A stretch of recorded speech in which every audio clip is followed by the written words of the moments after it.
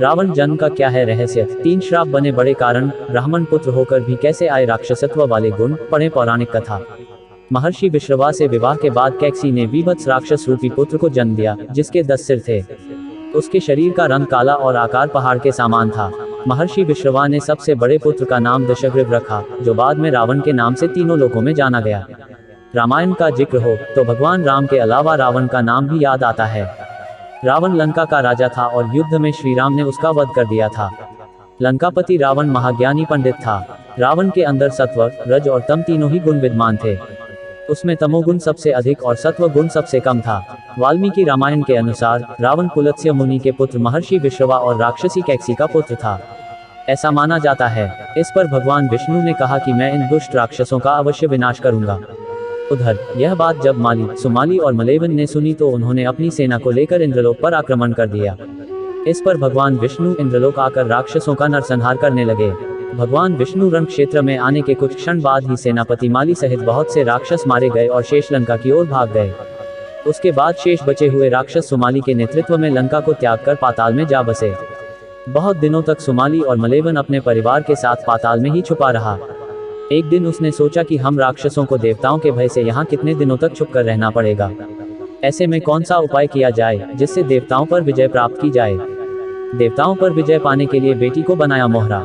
कुछ क्षण बाद उसे कुबेर का ध्यान आया। तब उसके मन में ये विचार आया कि क्यों न वो अपनी पुत्री का विवाह ऋषि विश्रवा से कर दे, जिससे उसे कुबेर जैसे तेजस्वी पुत्र की प्राप्ति आसानी से हो जाएगी। इस पर सुमाली अपनी पुत्री कैकसी के पास पहुंचा और बोला, हे पुत्री, तुम विवाह के योग्य हो चुकी हो, परंतु मेरे भय की वजह से कोई तुम्हारा हाथ मांगने मेरे पास नहीं आता। इसलिए राक्षस वंश के कल्याण के लिए मैं चाहता हूं कि तुम परंपराक्रमी महर्षि विश्रवा के पास जाकर उनसे विवाह करो और पुत्र प्राप्त करो।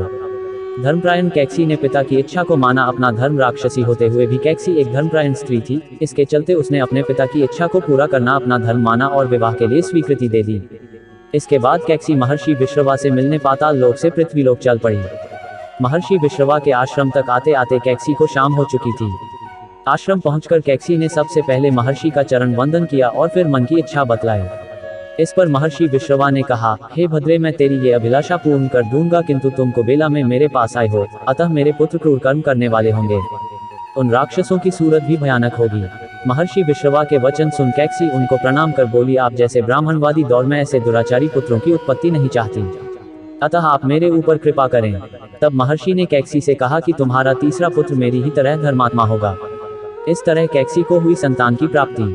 महर्षि से विवाह के पश्चात कैकसी ने वीभत्स राक्षस रूपी पुत्र को जन्म दिया, जिसके 10 सिर थे। उसके शरीर का रंग काला और आकार पहाड़ के समान था। इसलिए महर्षि विश्रवा ने कैकसी के सबसे बड़े पुत्र का नाम दशग्रीव रखा, जो बाद में रावण के नाम से तीनों लोकों में जाना गया। उसके बाद कैकसी के गर्भ से कुंभकर्ण का जन्म हुआ। उसके समान लंबा चौड़ा दूसरा कोई प्राणी न था। तदंतर बुरी सूरत की सुपर्णखा उत्पन्न हुई। सबके पीछे कैकसी के सबसे छोटे पुत्र धर्मात्मा विभीषण ने जन्म लिया है। संकादिक बाल ब्राह्मणों के श्राप से हुआ रावण का जन्म। ऐसा माना जाता है कि रावण और उसका भाई कुंभकर्ण पूर्व जन्म में भगवान विष्णु के द्वारपाल जय विजय थे। एक समय की बात है, बाल ब्राह्मण वैकुंठ जाने के लिए प्रवेश द्वार पहुंचे, जहां जय विजय पहले से ही मौजूद थे। बाल ब्राह्मणों ने अंदर जाने की मंशा जाहिर की तो जय विजय ने उन्हें जाने से रोक दिया। इसी से नाखुश बाल ब्राह्मणों ने दोनों को मृत्युलोक में जन्म लेने का श्राप दे दिया। जब जय विजय ने इस श्राप से मुक्ति का मार्ग पूछा तो ब्राह्मणों ने भगवान विष्णु की ओर इशारा कर दिया। नारद मोह भी बना रावण जन्म का कारण।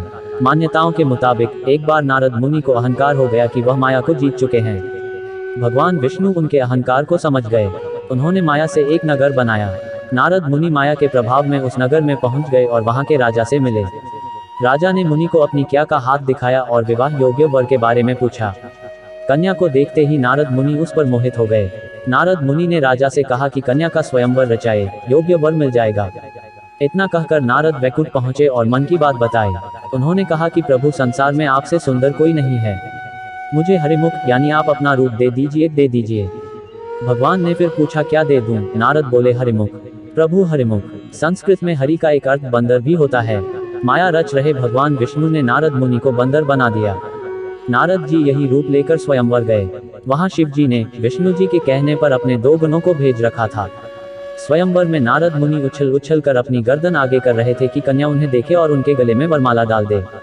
उनकी यह हरकत देख कन्या हंस पर और शिव जी के भेष बदलकर पहुंचे गणों ने भी उनका उपहास उड़ाना शुरू कर दिया। कहने लगे, कन्या को देखकर बंदर भी स्वयंवर के लिए आ गए हैं। अपना मजाक उड़ता देख नारद ने दोनों को श्राप दिया कि तुमने मुझे बंदर कहा, जाओ तुम लोगों को मृत्युलोक में बंदर ही सबक सिखाएंगे। शिवजी के ये दोनों गण रावण और कुंभकर्ण बने। इसके बाद नारद ने देखा कि कन्या ने जिसके गले में वरमाला डाली वह खुद ही श्रीहरि हैं। तब नारद ने उन्हें श्राप दिया कि जिस तरह तुम मेरी होने वाली पत्नी को ले गए और मैं वियोग विलाप कर रहा हूँ, एक दिन तुम्हारी भी पत्नी का हरण होगा और तुम विलाप में वन वन भटकोगे। इस तरह राम और रावण का जन्म होना तय हो गया। 3. प्रतापभानु के कारण रावण बना राक्षस। सतयुग के अंत में एक राजा हुआ करते थे प्रतापभानु। वह एक बार जंगल में राह भटक गए और एक कपटी मुनि के आश्रम में पहुंच गए। यह कपटी प्रतापभानु के द्वारा ही हराया हुआ एक राजा था। उसने राजा को पहचान लिया, लेकिन प्रतापभानु कपटी मुनि की असलियत नहीं पहचान पाया। इस तरह मुनि ने राजा की ऐसी बातें बताईं जो सिर्फ उसके जानने वाले ही जानते थे। इससे राजा को लगा कि यह कोई सिद्ध पुरुष है। राजा ने उससे चक्रवर्ती होने का उपाय पूछा। कपटी मुनि ने कहा कि 3 दिन बाद ब्राह्मणों को भोजन कराओ और उन्हें प्रसन्न कर लो। उनके आशीष से ही तुम चक्रवर्ती बनोगे। ब्राह्मणों का भोजन बनाने मैं खुद आऊंगा। रावण जन्म का क्या है रहस्य? 3 श्राप बने बड़े कारण, ब्राह्मण पुत्र होकर भी कैसे आए राक्षसत्व वाले गुण? पढ़े पौराणिक कथा। रावण जन्म का क्या है रहस्य?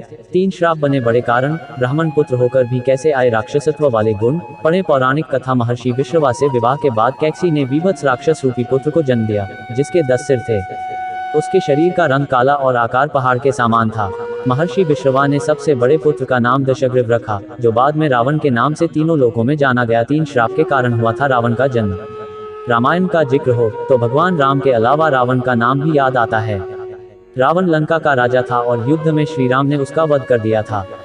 लंकापति रावण महाज्ञानी पंडित था।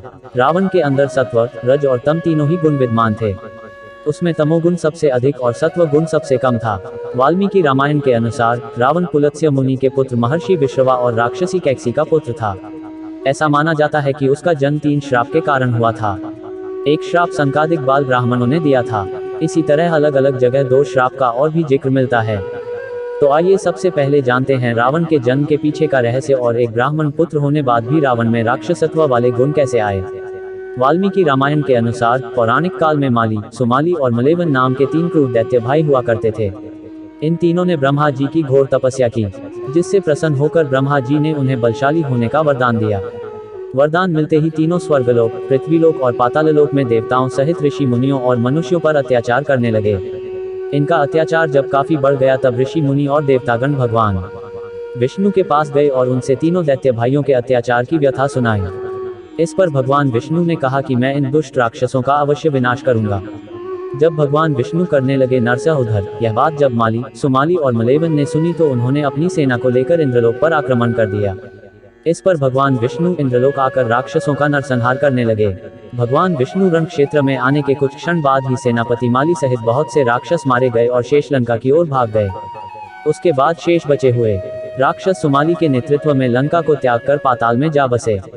बहुत दिनों तक सुमाली और मलेवन अपने परिवार के साथ पाताल में ही छुपा रहा। एक दिन उसने सोचा कि हम राक्षसों को देवताओं के भय से यहाँ कितने दिनों तक छुप कर रहना पड़ेगा। ऐसे में कौन सा उपाय किया जाए जिससे देवताओं पर विजय प्राप्त की जाए। देवताओं पर विजय पाने के लिए बेटी को बनाया मोहरा। कुछ क्षण बाद उसे कुबेर का ध्यान आया। तब उसके मन में ये विचार आया कि क्यों न वो अपनी पुत्री का विवाह ऋषि विश्रवा से कर दे, जिससे उसे कुबेर जैसे तेजस्वी पुत्र की प्राप्ति आसानी से हो जाएगी। इस पर सुमाली अपनी पुत्री कैकसी के पास पहुंचा और बोला, हे पुत्री, तुम विवाह के योग्य हो चुकी हो, परंतु मेरे भय की वजह से कोई तुम्हारा हाथ मांगने मेरे पास नहीं आता। इसलिए राक्षस वंश के कल्याण के लिए मैं चाहता हूं कि तुम परंपराक्रमी महर्षि विश्रवा के पास जाकर उनसे विवाह करो और पुत्र प्राप्त करो। धर्मप्रायण कैकसी ने पिता की इच्छा को माना। अपना धर्म राक्षसी होते हुए भी कैकसी एक धर्मप्रायण स्त्री थी। इसके चलते उसने अपने पिता की इच्छा को पूरा करना अपना धर्म माना और विवाह के लिए स्वीकृति दे दी। इसके बाद कैकसी महर्षि विश्रवा से मिलने पाताल लोक से पृथ्वीलोक चल पड़ी।